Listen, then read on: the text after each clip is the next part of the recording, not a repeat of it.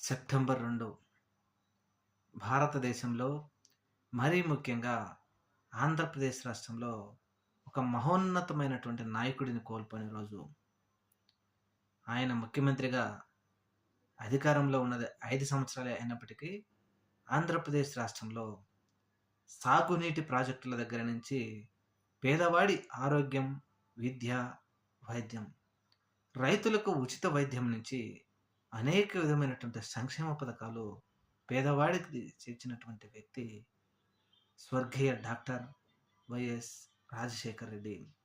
రైతన్నకు ఉచిత విద్యుత్ ఇస్తేనే అతని కుటుంబం బాగుపడుతుందని ఆలోచన చేసిన వ్యక్తి డాక్టర్ వైఎస్ రాజశేఖర రెడ్డి.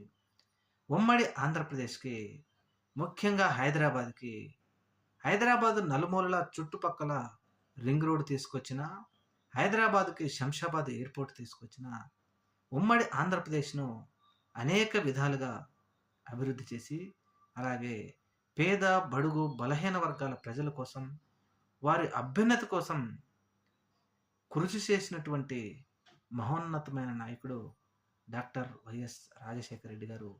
ఆయన ఈరోజు మన దగ్గర, మన కళ్ళల ముందు లేకపోవడం మాత్రం అత్యంత బాధాకరం. ఆయన ఎక్కడ ఉన్నా, ఏ లోకాన ఉన్నా ఆయన ఆత్మకు శాంతి కలగాలని కోరుకుందాం.